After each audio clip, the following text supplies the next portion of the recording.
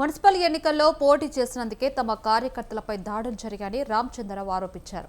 ఇలాంటి ఘటనలు పునరావృతం కాకుండా డీజీపీ చర్యలు తీసుకోవాలని ఆయన్ని కోరినట్లు తెలిపారు.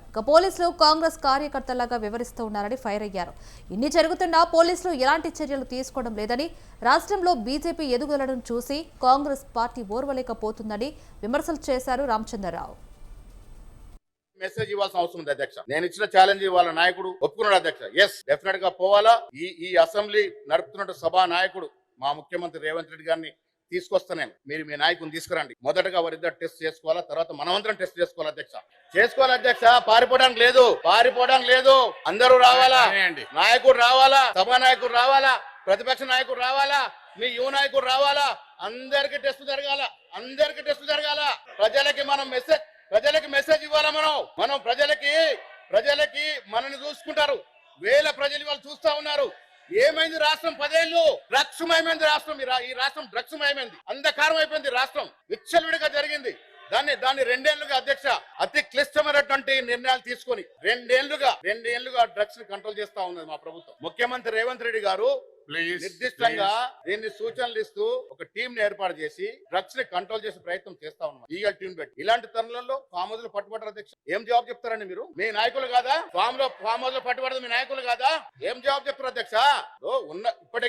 ఇప్పటికైనా వాస్తవాలు తెలుసుకొని తప్పు చేసిన వారు మీ వారా మా వారా కాదు. చట్టం అందరికి సమానమే. చట్టరీత్యా చర్యలు తీసుకోవాలా, ముందుకు రావాలా. వైట్ పేపర్ ఇవ్వాల్సిన అవసరం ఉంది అధ్యక్ష. మనం అందరికి ఇవ్వాలా. ప్రజలు చిన్నపిల్లలు చూస్తా ఉన్నారు అధ్యక్ష. రైతు అంటేనే కాంగ్రెస్ అంటేనే రైతు. వ్యవసాయానికి పట్టుకట్టింది మా పార్టీ. గతంలో దేశవ్యాప్తంగా రుణమాఫీ చేసిన చరిత్ర కూడా కాంగ్రెస్ కి ఉంది అధ్యక్ష.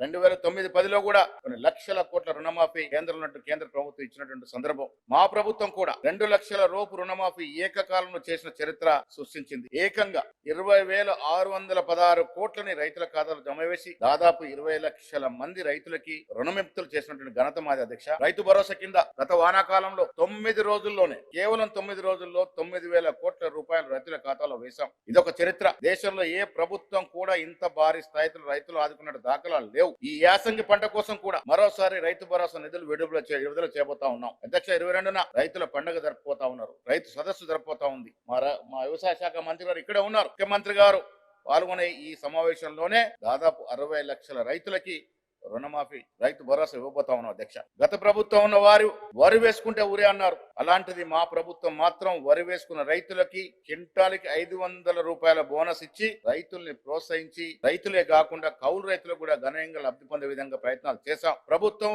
71.86 లక్షల మెట్రిక్ టన్నుల వరి ధాన్యాన్ని సేకరించింది. ఇందులో 39.8 లక్షల మెట్రిక్ టన్నుల ధాన్యం సన్నబియ్యం అధ్యక్ష. మా ప్రభుత్వం తెలంగాణలో మౌలిక సదుపాయాల కల్పనకు నడుము బిగించింది. రోడ్లు, రైలు మార్గాలను విస్తృతంగా ఏర్పాటు చేయడానికి ప్రయత్నాలు జరుగుతూ ఉన్నాయి. కేంద్ర ప్రభుత్వ సహకారంతో హైదరాబాద్ నుండి ఫ్యూచర్ సిటీ అమరావతి మీదుగా బందర్ పోర్టు వరకు గ్రీన్ఫీల్డ్ హైదరాబాద్ అమరావతి ఎక్స్ప్రెస్ నిర్మించాలని ప్రభుత్వం సంకల్పించింది. మా ప్రభుత్వం హైదరాబాద్ నుండి బెంగళూరు, చెన్నై, పూణేలకు 3 హైస్పీడ్ బుల్లెట్ రైలు ప్రకటించింది అధ్యక్ష.